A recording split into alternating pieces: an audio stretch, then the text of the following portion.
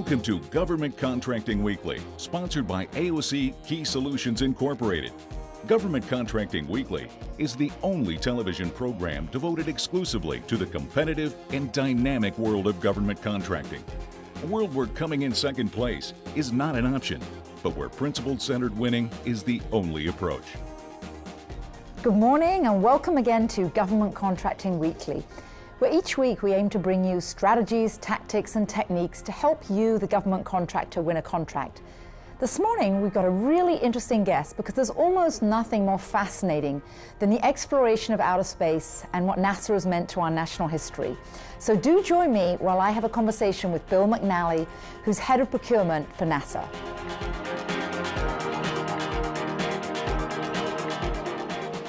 Welcome back to the segment where we have an expert with us, and this morning I'm really delighted to introduce to you Bill McNally from NASA. Good morning, Bill. Good morning, Elaine. Thank you for being with us. And maybe you could share with the audience a little bit about your background. I know that you spent some time in the Air Force and you have extensive experience at NASA in terms of procurement, but share for our audience, all that you've done over the years. Okay. Well, not all, we only have a little while, but the high points. Well, basically I grew up in New York City and went to all schools there, went to college there. That's where I met my wife, Susan.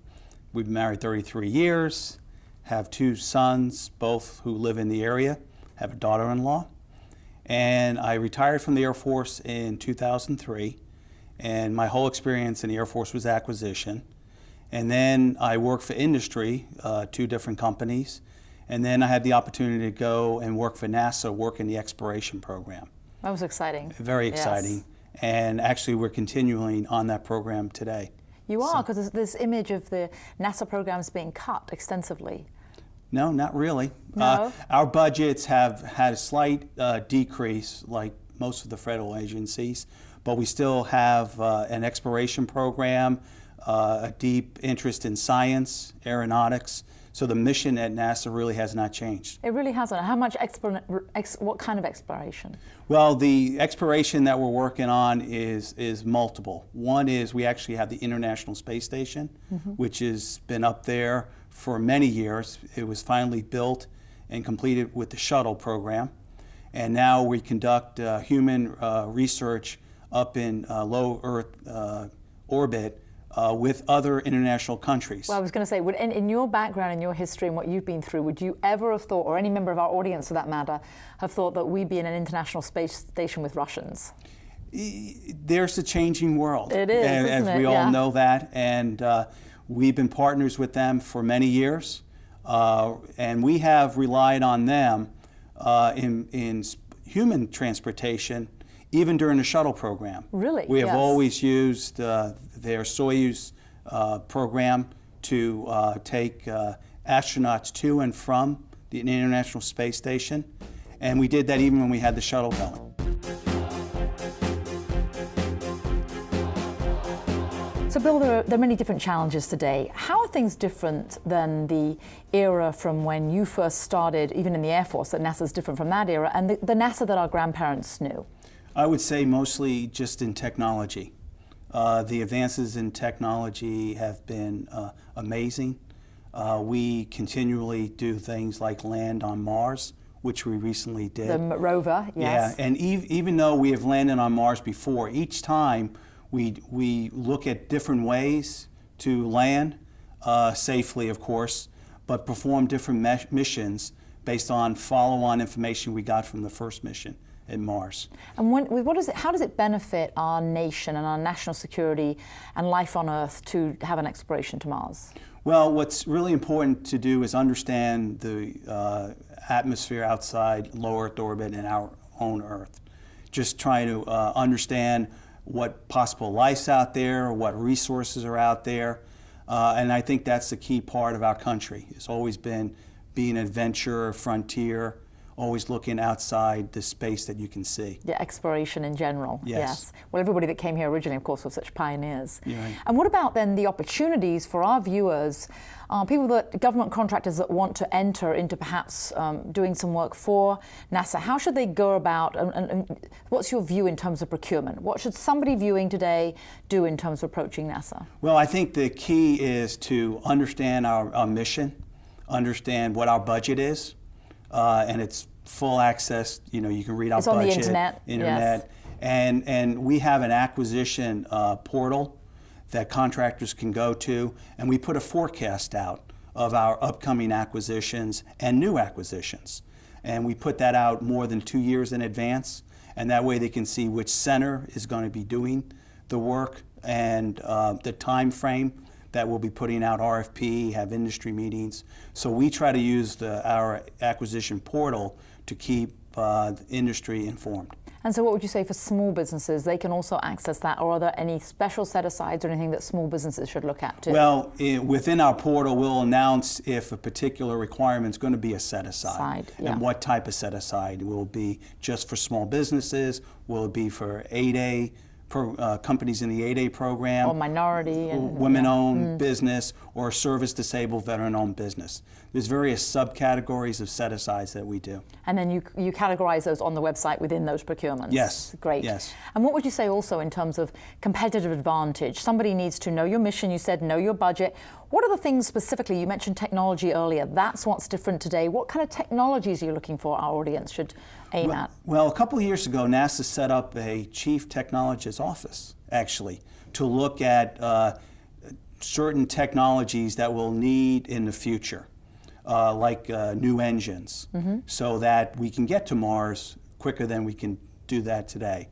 And a lot of times, if you try to do technology just within a program office, sometimes they're focused more on the particular program working and not on technology for the future. So they're focusing on the now and not the future. But you're trying to focus We're very trying much to on the focus future. on the future. So that's why we set up that office of chief technology within NASA. And I've heard you have a lot of energy efficiency requirements, so there's the refueling issues are different as well. Yes, we're looking at that in engines, both for space, but also for aeronautics. We spend time on green fuel, and we work with other organizations like the FAA in that arena. Great.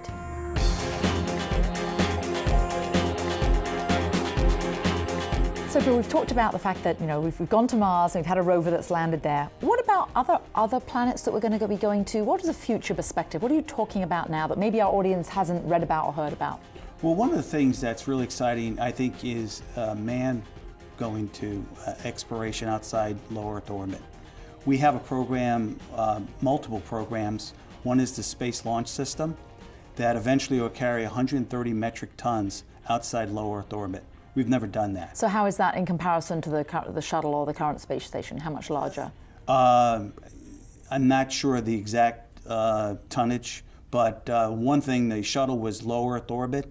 This will go outside of low Earth orbit. So we'll be able to go to Mars. So it'll carry humans, but also any kind of cargo and other landers, things we may need to actually explore in those other planets. And we go with, we do a lot of things, as we mentioned, with the Russians. Are there other countries we're going to be doing more with that you're looking to and that have the technology to be comparable to what we're doing? What about China? Well, we're always looking to partner with other countries, and we work that. We have a particular office that works those kinds of relationships. So we work with the administration in those areas to see which countries can we do business with in the future, because going to space and doing exploration is very expensive. Yes. And we don't want to carry the full budget for that ourselves, and so we want to rely on other countries. And that kind of collaboration must be healthy in terms of global peace as well. Yes, it is. Yes, it is. I think the International Space Station is an example of that. Yeah, particularly with, as we mentioned, with Russia. Yeah. Right, right.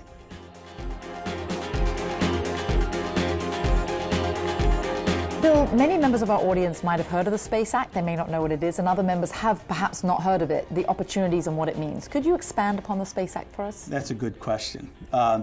Actually, the Space Act came about in 1958. It really gave NASA the authority to enter into contracts, leases, cooperative agreements, and other transactions. So a lot of people have heard about Space Act agreements. Yes. And really that comes out of our authority under other transaction authority.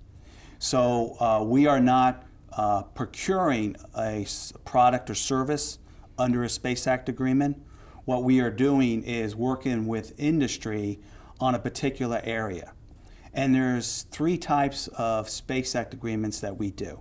Yeah. One is the industry would pay us to work with us and use our facilities. Then we enter into an agreement and they pay for their use of our facilities. Right. And there's others that there's no fund exchange at all, other than NASA and the company will work together on a particular area. So that's something that's very critical to NASA, where you need that. Yes, yeah. Not only for NASA, but it's usually done in areas where there's a general purpose for the United States. Mm-hmm. And that leads us into an area where we've been using a little bit more called funded Space Act agreements. Is that in terms of national security more then, or? No, more of an interest, like in commercial crew transportation. Mm-hmm. We believe that there's a need for the United States to have the capability to transport humans in low Earth orbit. And we also believe that there's a marketplace for that commercially. And actually there have been cases where people have paid to go to the International Space Station. Yeah, the founder of Virgin Atlantic, he, right. Now his name has gone right out of my mind, but he actually wanted to go to space, didn't he? And he actually started funding some of that. Yes, they're in a different, they're not in low Earth orbit, they're in a little bit lower than that, mm-hmm. transportation. But we also have used, people have paid Russia and gone over there, trained specifically to be transported. Just businessmen, people with a lot of money. Yeah, a lot of money. Yeah, not necessarily businessmen, movie stars, actors, anybody. Yes. Right. So we believe that potentially there's a transportation, but what we're looking to do is have a U.S. company provide that need. So that's a definite requirement that industry should be aware of. Yes, yeah. And they have been. We've been actually had a few funded Space Act agreements, and eventually we'll buy services for transportation to the International Space Station using a contract. You will. So what we've tried to do is understand what the requirement is, and then pick the right instrument, either a grant, cooperative agreement, or contract, or funded Space Act agreement, to help the needs of the government. So that's good news for contractors because there are more opportunities. So you're specifically yes. looking to outside help, which right. is great. For contractors, universities, nonprofit entities. Organizations. Yes.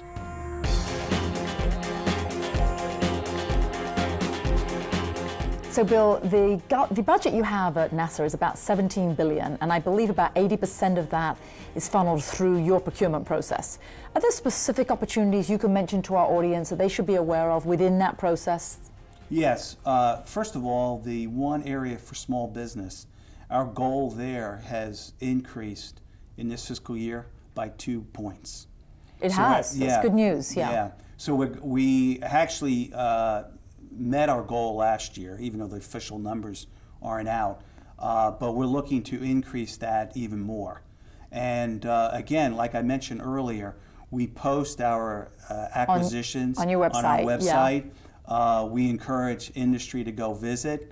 And one of the things I really have been proud of is that companies have gone out and won business where they traditionally have never gone and won work at a particular center. Because they had the technology, they had the track record you could believe in, you believe they could deliver. With new ideas of how to do the work, and they come in with a better price. So something creative, and they're hungry and they're competitive. Right, and so what we try to do is take advantage of the competitive process to meet our needs, but also to try to get it at a lower price. Of course, yeah. Yeah. At the moment now, so there are the traditional providers to NASA that win the contracts. There's Northrop Grumman, and there's Boeing, and Raytheon, and Lockheed Martin. There's also a lot of newer players in the arena. What are some of the new companies that have made a big impact at NASA?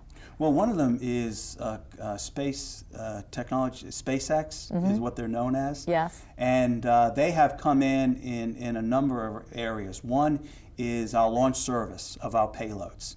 They have put together different carrier fleets, and they actually recently won a task order to carry some of our payloads to low Earth orbit.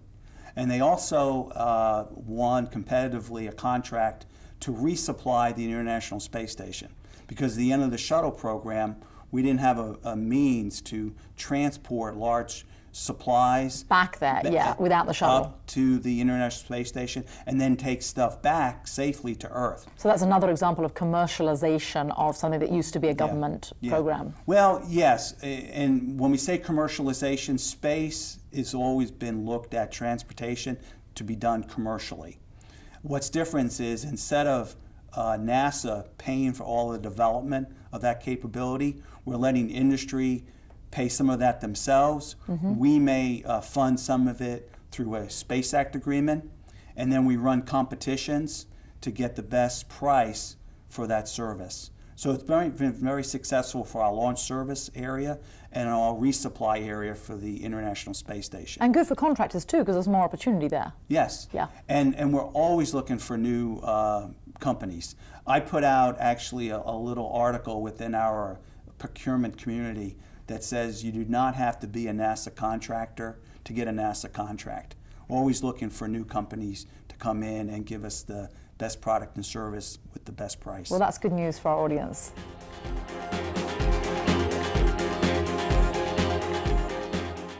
Bill, many members of our audience are small businesses and they want to know that they're getting their fair share of the procurement dollars. What advice would you give to a small business owner who's maybe a subcontractor as to, do you think NASA is being fair? Is NASA giving the right amount of dollars to small businesses, and how should they go about it? Okay. So one is for companies is to decide what market, what product or service are they going to be good at. I've seen too many companies who try to be good in a lot of things. And they wind up not really being competitive when they go against even other small businesses who have really focused on a particular area. So for instance, if you're going to provide information technology support, be good at that. What particular type of information technology? Because there's all types. Be an expert. Be an expert in that particular area. The other thing that small businesses need to be is they need to be competitive in the marketplace. Because if you're going to be successful, you may not be small business all the time. And you need to be ready to be graduating to not be small business and not compete in just set aside. Out of set aside, right. Out of 8A. Yeah, or just the set aside program. You mentioned the 8A program. What I like people to start calling it, which the name is the Business Development Program. That's right. And people don't realize that. They just say 8A. And they really ought to call it the Business Development Program. And companies, what they need when they're in that program, they need long before they graduate. I think they're in it for about 8 years. They need to be ready for when they graduation, that they're no longer in that program.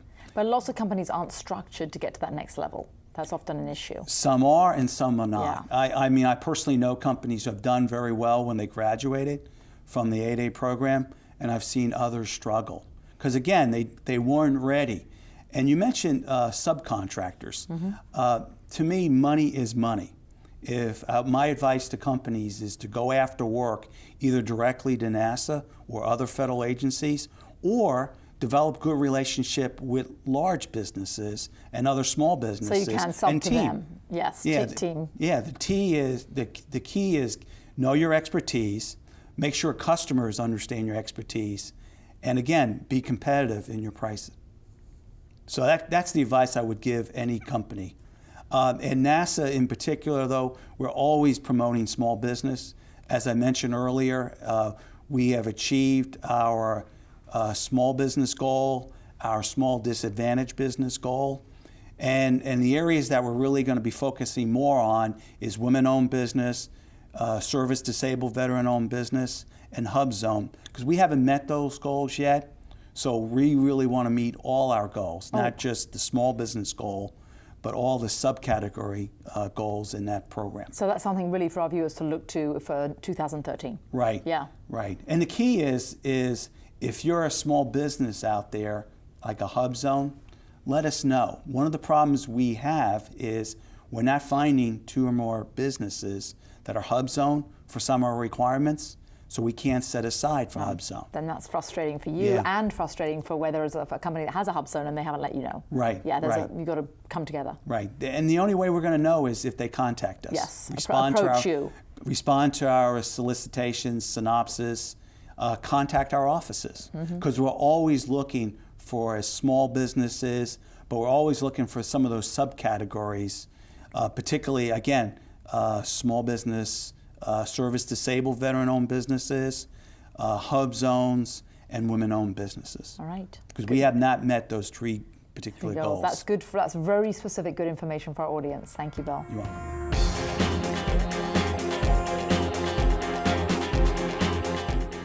Bill, many members of our audience are focused on and concerned with this contentious issue of LPTA, lowest price technically acceptable, and none of us would really buy much ourselves with the least, anything that's the least technically acceptable. What is the feeling at NASA about LPTA? Are you adopting it? Is it a mantra that you're using? Is it a guidance for your procurement officers? How are you approaching LPTA? Lowest price technically acceptable is just another source selection method, not used very much at NASA. Many of our source selections, we use a trade-off process of what one area is called mission suitability, where we're looking at the technical approach, management approach. Then we look at the past performance, and then we also look at the price. Price is not leading that conversation at all? No. And when we set up our source selections, those three areas, mission suitability, past performance, and price, will tell industry which is more important. Sometimes they're all equal. But sometimes not. Sometimes. It all depends on the requirement. Yes. We're starting to go more towards not doing mission suitability on everything. One of the things that I've noticed after about 5 years of running contracts at NASA is we do source selections really well, very effective.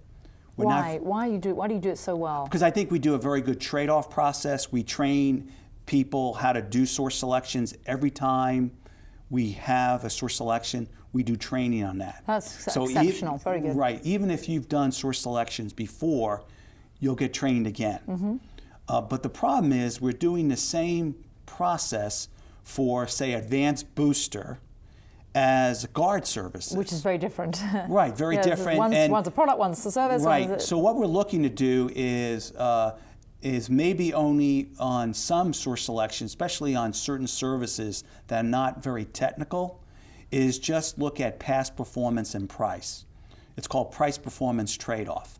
But we're not picking if you're technically acceptable, then the lowest price wins.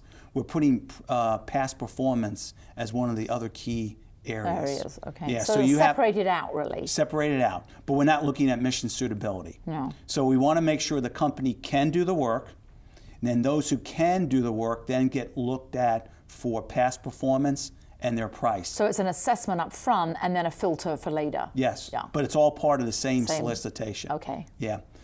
So and what about are efficiencies? Efficiency. I just put out a memo to all my procurement officers at each center on efficiency. We've got to focus not only on the cost of contracts, we've got to look at transaction cost, both internally, what kind of resources I'm using to do contract actions, but also what industry's spending on doing contracts. So we're really looking at the use of what we call IDIQ contracts. Yep. And try to get the requirements done under the basic core statement of work and not use IDIQ for some of our work. So things aren't always indefinite. Right. And the thing is, by using IDIQ, I have to get a proposal from the company, and then I'm paying for that. That's right. That's time involved right there. Right. Yeah. And I'm not getting work yet. No. So what I'm trying to do is strike a balance. There's no deliverable. You're just accept money a proposal. Over the, right. Then they'll do the work, and I'm paying for that. But I'm paying for a proposal, but I'm also paying for them to do the work. So what we're looking double for the cost for half of the deliverable. Right, right. And so what we're trying to do is encourage people to not do IDIQ. If they know they have the work to be done, then that's different. And maybe it's not totally known how much, then use the cost type contract, but have the work done under the statement of work and provide technical direction to the company on exactly what to do, and not rely on a task order. for that process. I think contractors will like that too, because they don't like things to be indefinite, even if there is a funding for that interim step. Right, really. and this way they can focus more on the work, get more work done, because many of the companies that do work at NASA are people that really love the mission. And they don't want to be spending the money on writing a proposal to do the work. And it's not their core strength anyway. No, it's not. It's not. And we're not getting them as much value. They already have the contract. And so they're writing task orders to specifically say what they're going to do. And they think it's more of a rigmarole. That's the feedback I generally get. Well, there have been times in the past, and there'll be times in the future when we want to use task orders. But not prevalently and not as a mandate. Not all the time, Yes. and not make the way we do all our contracting work that way. And then we're going to look at our requirements. Do we need all the deliverables on the contract? So what I'm hoping to do is follow up with other senior leadership at NASA on this efficiency, because it can't be just procurement. I need the administrator behind it, deputy administrator, and all the key offices within NASA to be behind it, because our budget's going to go down. Well, it's going to go down anyway, and it sounds really, sort of in summary for our audience, what you're doing is it's efficiencies for NASA, it's efficiencies for the taxpayer, but it's also good for the government contractors. I mean, it's good for them. So it sounds like it's good all round, and it sounds like a great initiative, and you've also given some specifics to our audience this morning, which I think were really just very beneficial. So, Bill, thank you. Thank you for coming in this morning. Thank you. Thank you very much. Hi, everyone. My name is Elaine Rogers, and I'm the president of the USO of Metropolitan Washington. I'd like to take the opportunity to tell you about a great holiday program we have that brings cheer and joy to the children of our local service members and their families living in the Washington-Baltimore area. Project USO Elf is a program that gives you the opportunity to be an elf to a military child during the holiday season. These gifts will be made up of toys taken from the personal wish lists of the children of our nation's military heroes. What better time to say thank you to our local service members and their families than during the holiday season? Please help us put smiles on the faces of our military children by serving as an elf this year. Registration is so easy. To learn more about Project USO Elf and other USO Metro holiday programs, visit usometro.org/holiday. Thank you for your support of our troops and their families. And from all of us at the USO of Metropolitan Washington, happy holidays.